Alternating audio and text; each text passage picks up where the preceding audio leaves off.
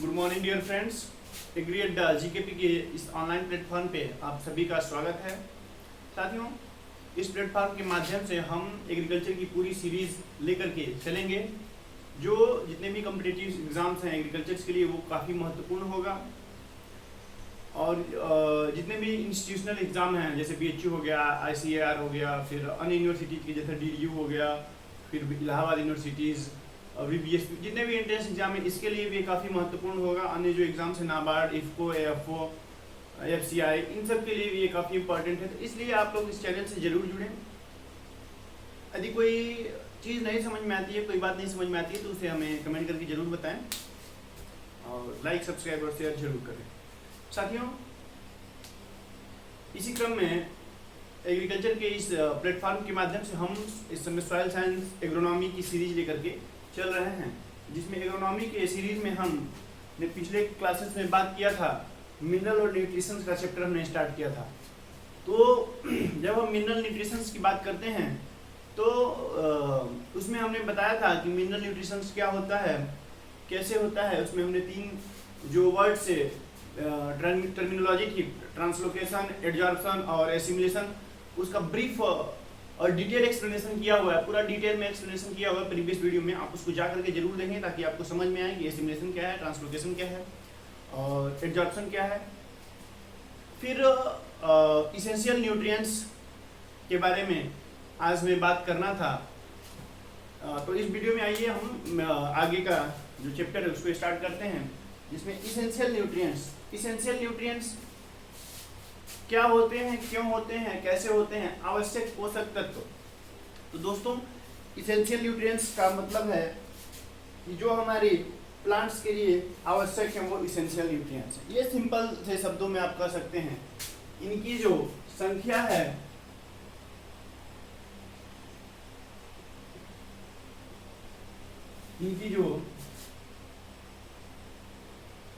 है वो नंबर 16 है। कितनी है? 16 नंबर। समझ में आ रहा है आपको?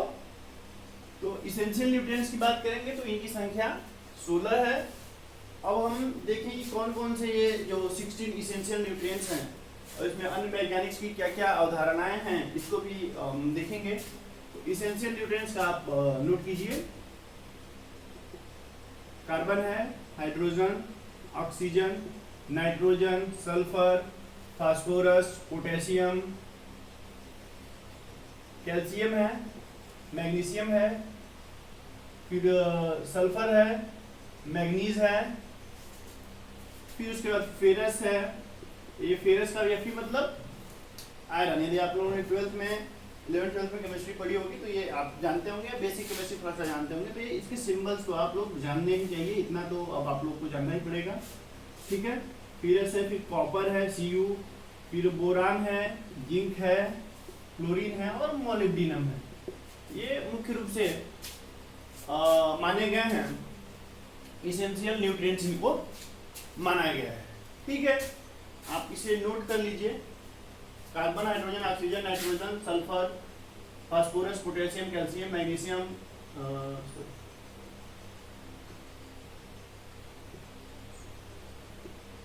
ये देखिए एक चीज को हमने 2 बार लिख दिया है तो वो थोड़ी मिस्टेक तो हो जाती है।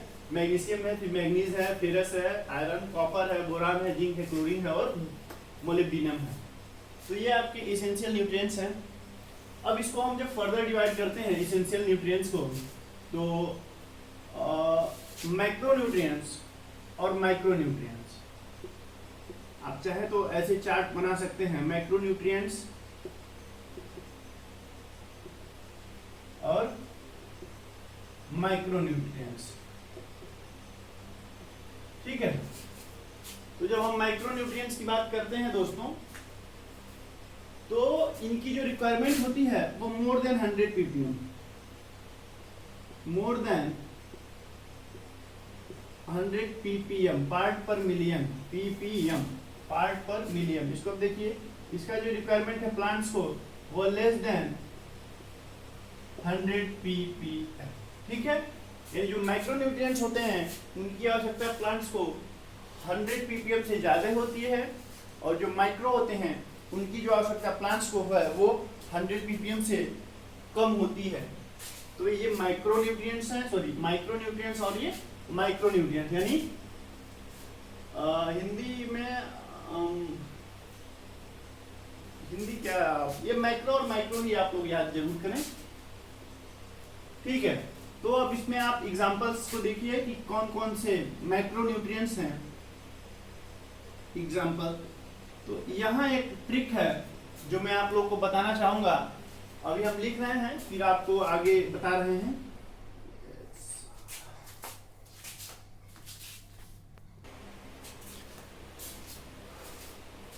लाइट के जाने के कारण कुछ असुविधा हो गई। तो हम लोग कहाँ थे, माइक्रोन्यूट्रिएंट्स और माइक्रोन्यूट्रिएंट्स की हमने बात की थी कि कौन कौन से न्यूट्रिएंट्स माइक्रो में हैं और माइक्रो में हैं। तो जब हम थोड़ा सा एक बेसिक एग्जांपल्स देखते हैं कि माइक्रोन्यूट्रिएंट्स कौन कौन से हैं। ये देखिए CH O है, N है, S है, P K C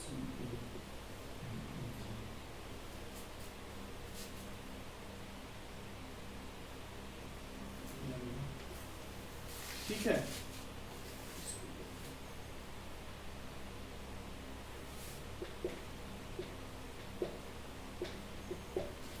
ये आपके 10 जो हैं वो माइक्रोन्यूट्रिएंट्स में है। कार्बन है, हाइड्रोजन है, ऑक्सीजन है, नाइट्रोजन, फिर sulphur, phosphorus, potassium, calcium, magnesium और मैग्नीज। इनको हम माइक्रोन्यूट्रिएंट्स के श्रेणी में रखते हैं। फिर इसी तरह जब हम माइक्रोन्यूट्रिएंट्स की बात करेंगे तो देखिए, यदि इंपॉर्टेंस की बात करें, ये इंपॉर्टेंस की उस पे नहीं है, क्योंकि यदि ये माइक्रोन्यूट्रिएंट्स हैं तो अभी जब हम इसेंशियल क्राइटेरिया ऑफ इसेंशियलिटी बताएंगे आपको, तो आपको ये चीज़ समझ में आएगी कि माइक्रो और माइक्रो दोनों ही सेम महत्व रखते हैं अपने आप में प्लांट्स की ग्रोथ और रेगुलेशंस के लिए। तो इसका मतलब ये नहीं कि इनका कम महत्व है, महत्व दोनों का सेम है। लेकिन ये हमें, जैसे क्या है, यदि हम दाल बना रहे हैं, एक सिंपल सा एग्जांपल ले लीजिए, दाल हम यदि बना रहे हैं तो उसमें दाल की मात्रा जो है, पानी की तो छोड़ दीजिए, वो तो आवश्यक ही है, लेकिन दाल की मात्रा ज़्यादा मात्रा में डालना पड़ेगा। यदि हम अरहर की दाल डाल रहे हैं तो क्या है, वो ज़्यादा मात्रा में डालना पड़ेगा। लेकिन उसके साथ साथ जो हल्दी और नमक है वो भी डालना पड़ेगा। तो जो दाल है दोस्तों, ये माइक्रोन्यूट्रिएंट्स के में, क्योंकि ये अधिक मात्रा में पड़ रहा है, ये अधिक मात्रा में पड़ रहा है। और माइक्रो में जो है वो ये हल्दी और नमक है। यदि आप केवल दाल बना देते हैं और उसमें नमक नहीं डालते हैं, उसका कोई मतलब नहीं होगा, वो स्वादहीन होगा और अनुपयोगी होगा, खाने योग्य नहीं होगा, ठीक है, आप कंजप्शन करने में दिक्कत होगी। तो इसलिए जितना महत्व इस अरहर के दाल का है कैजनस कैजान के, उतना ही महत्व NaCl, सोडियम क्लोराइड और टेबल साल्ट का भी है साथी। तो ये जो माइक्रोन्यूट्रिएंट्स हैं ये नमक की तरह हैं, इस एग्जांपल में हल्दी और नमक की तरह हैं, और ये जो है माइक्रोन्यूट्रिएंट्स बिल्कुल दाल की तरह है। एक छोटा सा एग्जांपल के द्वारा आपको मैंने समझाने का प्रयास किया, उम्मीद करते हैं आपको समझ में आया होगा। अब हम माइक्रोन्यूट्रिएंट्स की बात करते हैं। तो इसमें जो एग्जांपल्स हैं, इसका है जिंक है, फेरस है, कॉपर है, बोरान है, मोलिब्डेनम है और क्लोरीन है। ये जो हैं वह माइक्रोन्यूट्रिएंट्स में आते हैं। तो आप माइक्रोन्यूट्रिएंट्स इसमें क्या है, माइक्रोन्यूट्रिएंट्स मोर देन 100 ppm होते हैं पार्ट पर मिलियन, और इसके एग्जांपल्स आप ये देख सकते हैं। माइक्रोन्यूट्रिएंट्स भी लेस देन 100 ppm होते हैं, और इसके एग्जांपल्स आप ये देख सकते हैं। अब एक छोटा सा ट्रिक हम बता रहे हैं कि माइक्रोन्यूट्रिएंट्स को याद करने का तरीका क्या हो सकता है। मैं इसे रफ करना चाहूंगा, आप लोग लिख लीजिए और वीडियो पॉज करके आप नोट कर सकते हैं।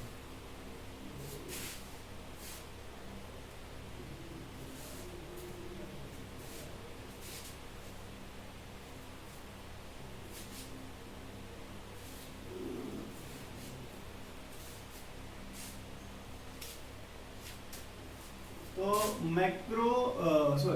मैक्रोन्यूट्रिएंट्स का हम जब एग्जांपल देते हैं तो आप लिखिए CHONS PKCAMG।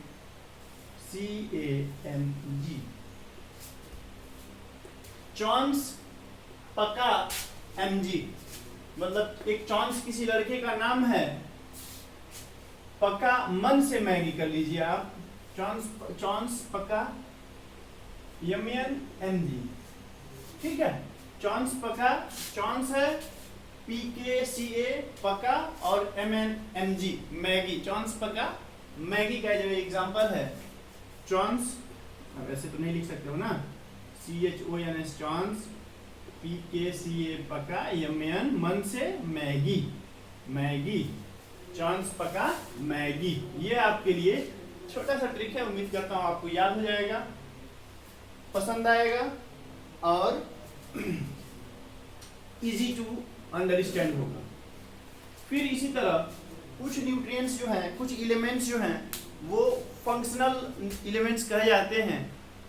मतलब ये भी प्लांट्स में अपनी विटल एक्टिविटी के द्वारा एक इम्पॉर्टेंट रोल प्ले करते हैं, ठीक है। ठीक है, जैसे इनका भी प्लांट मेटाबॉलिज्म में क्या है, कोई ना कोई महत्वपूर्ण रोल जरूर है।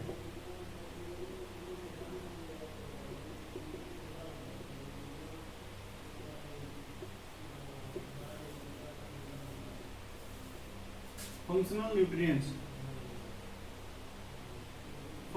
न्यूट्रिएंट्स, जैसे इसमें क्या है, these play an important role in metabolic activities,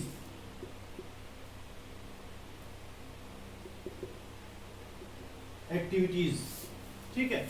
मतलब ये भी जो है वो मेटाबॉलिक एक्टिविटीज में जरूर ही एक इम्पॉर्टेंट रोल प्ले करते हैं, इन्हें भी हम फंक्शनल न्यूट्रिएंट्स कहते हैं। इनकी संख्या दोस्तों 4 है, यानी नंबर में ये 4 हैं, 4 इन नंबर, ठीक है। एग्जाम्पल्स यदि आप लिखना चाहेंगे तो इसमें एग्जाम्पल्स में आपका सोडियम है, ठीक है, सोडियम है, फिर सोडियम है, कोबाल्ट है, सिलिकॉन है और वेनेडियम है, ठीक है। तो ये जो है वो फंक्शनल न्यूट्रिएंट्स में आते हैं और ये काफी इंपॉर्टेंट है, इससे कई बार क्वेश्चन पूछे हुए हैं और आगे भी एग्जामिनेशंस में पूछे जाएंगे। तो ये आपके फंक्शनल न्यूट्रिएंट्स हो गए, ठीक है। ये आपके फंक्शनल न्यूट्रिएंट्स हो गए, कौन कौन, इनके एग्जांपल आप जरूर याद रखें। और फिर अब हम आगे देखते हैं, एक चार्ट के थ्रू हम देखना चाहेंगे कि इसेंशियल न्यूट्रिएंट्स का एक ब्रीफ चार्ट हम बना रहे हैं, जिस चार्ट के थ्रू समझने का प्रयास करेंगे। और आप यदि इसको देख रहे हैं तो एक पेज में इसको आप जरूर से जरूर नोट करें चार्ट माध्यम से, जिसके द्वारा ये आप 2 से 3 बार यदि आप चार्ट को, फ्लो चार्ट को, डायग्राम को यदि बना लेते हैं तो आशा करते हैं कि ये आपको दिमाग में कंठस्थ हो जाएगा, बैठ जाएगा, समझ में आ जाएगा, ठीक है। चलिए, तो इसेंशियल न्यूट्रिएंट्स को भी डिवाइड किया गया है, देखिए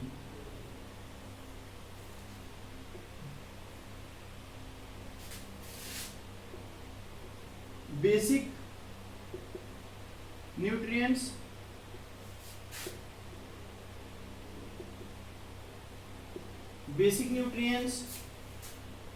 फिर मैक्रो और माइक्रो,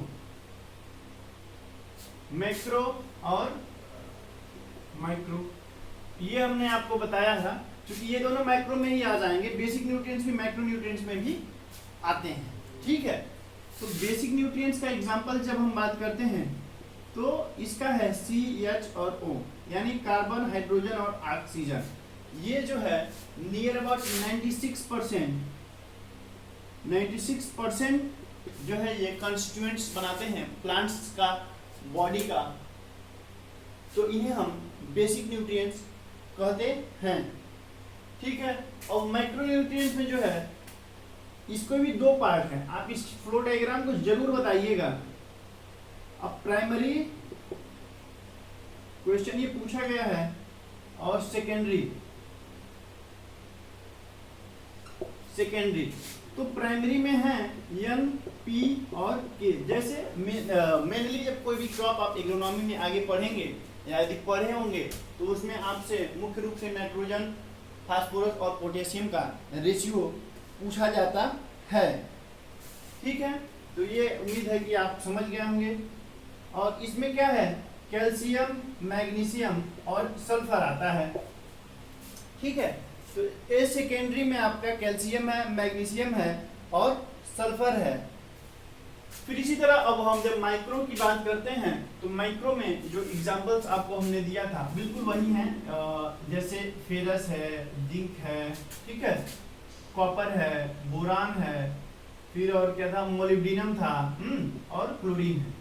तो ये जो है वो माइक्रो न्यूट्रिएंट्स में आते हैं। तो उम्मीद करते हैं कि ये चार्ट आपको समझ में आया होगा। ये बेसिक न्यूट्रिएंट्स हैं जिसमें CH2 मोस्टली जो है वो कवर करते हैं 96% के लगभग। ठीक है, फिर माइक्रो न्यूट्रिएंट्स में भी प्राइमरी है। एक क्वेश्चन पूछा गया है, इसमें से क्वेश्चन आपसे पूछ दिया जाएगा, which of the followings are the primary nutrients, then you should answer that the NPK is the primary nutrients. Secondary nutrients में आपको ये आ जाएगा, माइक्रो में आ जाएगा, बेसिक्स में आपका ये है। उम्मीद करते हैं समझ में आया होगा। आप इसे वीडियो पॉज करके और इस चार्ट को, फ्लो चार्ट को जरूर बनाइए, ये काफी इंपॉर्टेंट पॉइंट है। ठीक है,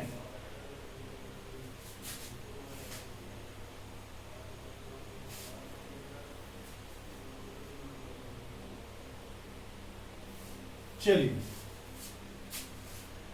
अब हम बात करते हैं कि ये सारे न्यूट्रिएंट्स भाई प्लांट में तो ऑटोमेटिक आते नहीं हैं। कैसे आते हैं, क्यों आते हैं, तो इसकी हम बात करेंगे। आई मीन हमारे कहने का मतलब है कि अब हम इसकी मोबिलिटी की बात करेंगे। मोबिलिटी का मतलब क्या है कि मूवमेंट, गम्यता हिंदी होती है कि ये किधर मोबाइल है या इमोबाइल है। मोबाइल मतलब चलनशील, गतिशील। ठीक है, मोबाइल का मतलब गतिशील या चलनशील, चलायमान, कुछ भी आप हिंदी में कहते हैं। मोबाइलिटी का मतलब चलने से है, दौड़ने से है, भागने से है, न्यूट्रिएंट्स के। ठीक है, तो अब हम बात करेंगे मोबिलिटी इन द सॉइल। देखिए आप, मोबिलिटी इन द सॉइल। ठीक है, तो जब हम इसमें सॉइल में मोबिलिटी देखेंगे तो ये देखेंगे कि इसमें कौन कौन से न्यूट्रिएंट्स जो है वो हाईली मोबाइल है और कौन कौन से न्यूट्रिएंट्स जो है वो लेस मोबाइल है। ठीक है, तो हाईली मोबाइल और less mobile. Highly mobile,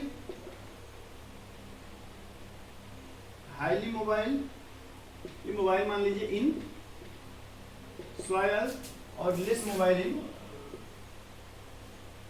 in soil. ठीक है, तो जब हम हाईली मोबाइल की बात करते हैं तो ये हाईली मोबाइल क्यों होते हैं और ये लेस मोबाइल क्यों होते हैं, तो इनका जो कैरेक्टर है, ये जो सॉइल वाटर होता है, सॉइल के अंदर जो सॉइल वाटर होता है वो इसमें सॉल्युबल होते हैं। कैरेक्टर्स की यदि हम बात करते हैं इनका, छोड़िए कैरेक्टर्स लिखने का है, आप समझिए ये हाईली मोबाइल क्यों होते हैं, इसका क्या कारण है कि these are highly mobile. What is the reason behind these nutrients are the highly mobile in the soil। तो इसका जो कारण ये है कि ये सॉइल में सॉल्युबल होते हैं, सॉइल में सॉल्युबल होते हैं, सॉल्युबल इन सॉइल। ठीक है, but not in clay complex. लेकिन ये क्ले कॉम्प्लेक्स में सॉल्युबल नहीं होते हैं, यानी क्ले कॉम्प्लेक्स के साथ ये जुड़ते नहीं हैं। ये क्ले कॉम्प्लेक्स के साथ जुड़ते नहीं हैं। सॉल्युबल तो होते हैं सॉइल में, लेकिन क्ले कॉम्प्लेक्स के साथ ये अटैच नहीं होते हैं, लगते नहीं हैं, जुड़ते नहीं हैं। तो इसलिए जैसे मान लीजिए एग्जांपल के तौर पे ये आपका अर्थ सरफेस है, नीचे मिट्टियां हैं, ये पूरा मिट्टी भरा हुआ है, ऐसे ऐसे सॉइल पार्टिकल्स हैं, क्ले पार्टिकल हैं, ठीक है, और इसमें छोटे छोटे न्यूट्रिएंट्स हैं, ठीक है। तो ये न्यूट्रिएंट्स वाटर के साथ घुले हुए हैं,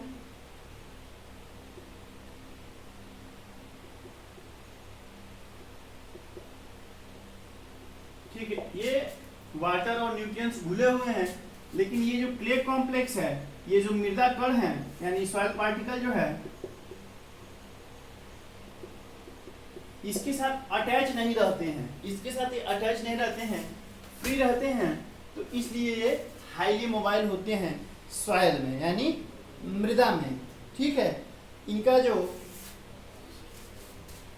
ठीक है, इसका एग्जाम्पल कौन कौन सा है? सल्फर है, बोरान है, क्लोरीन है और सल्फर, बोरान, क्लोरीन और मैग्नीशियम है, Mn, ठीक है। और लेस मोबाइल की जब हम बात करते हैं तो ये यदि आपका अर्थ सरफेस है और ये सॉइल पार्टिकल्स हैं,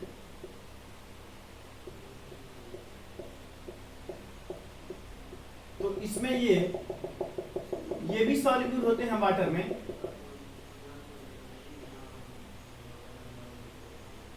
H2O plus nutrients,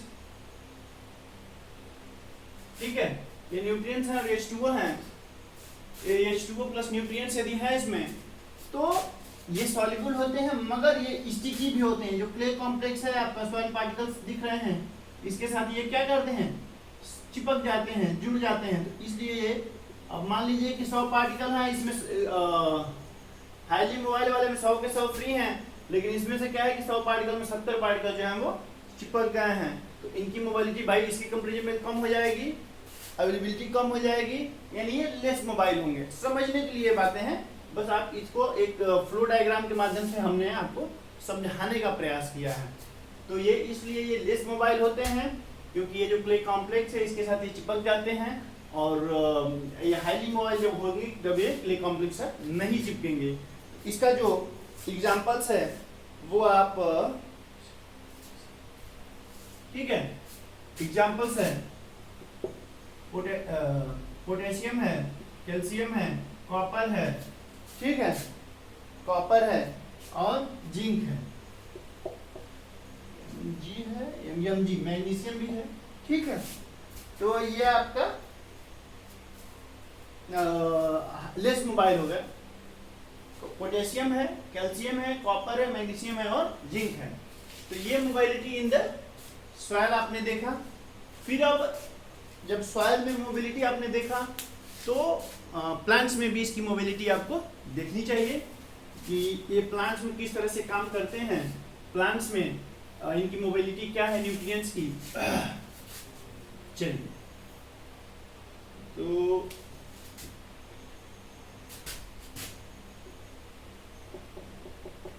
mobility of nutrients in plants, ठीक है। तो इसको भी कुछ हाईली मोबाइल होते हैं, कुछ लेस मोबाइल होते हैं, कुछ मॉडरेट मोबाइल होते हैं। तो पहले आप देखिए हाईली मोबाइल, हाईली मोबाइल, ठीक है, फिर less mobile,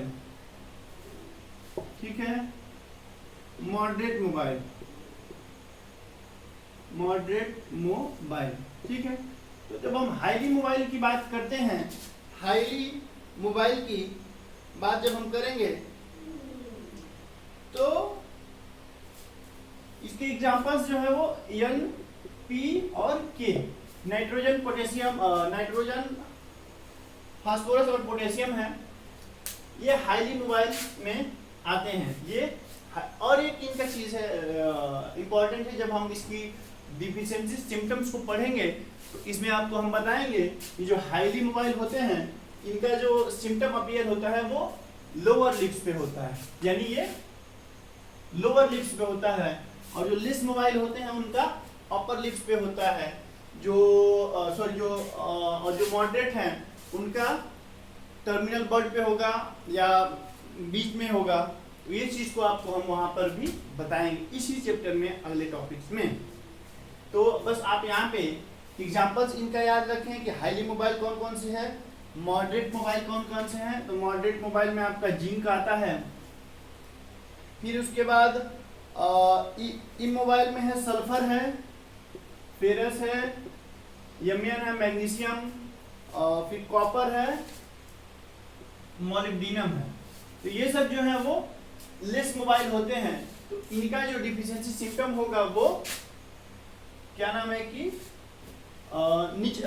upper portion of the plants में दिखेगा, नई पत्तियों में दिखेगा, न्यू जो लिप्स होंगी उनमें दिखेगा।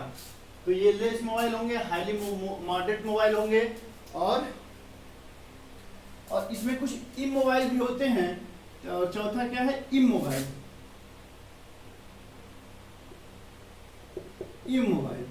इमोबाइल न्यूट्रिएंट्स का मतलब कि जो एकदम न चले, एक तो बहुत ज्यादा चले, नहीं हाईली मोबाइल हो, लेस मोबाइल में कम मोबाइल हो, मॉडरेट में भाई मध्यम वर्गीय हो, और इमोबाइल का मतलब चलबे न करे, चले ही नहीं।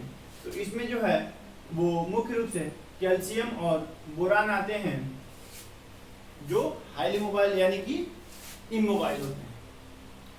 तो आज की वीडियो साथियों इतना ही। आपने मोबाइलिटी ऑफ प्लांट्स न्यूट्रिएंट्स देखा है। इसके बाद इसमें डिफिशियंसी सिम्टम्स, आपको कौन से न्यूट्रिएंट्स का कैसे है, किस प्लांट्स में है, किस प्रकार से हैं, और इनके फंक्शंस क्या क्या हैं, आगे इसमें हम इस चैप्टर में बताएंगे। तो कैसा लगा आपको ये वीडियो, कमेंट करके जरूर बताएं। अच्छा लगे तो लाइक शेयर और सब्सक्राइब जरूर करें। Thanks to all of you, thank you very much दोस्तों।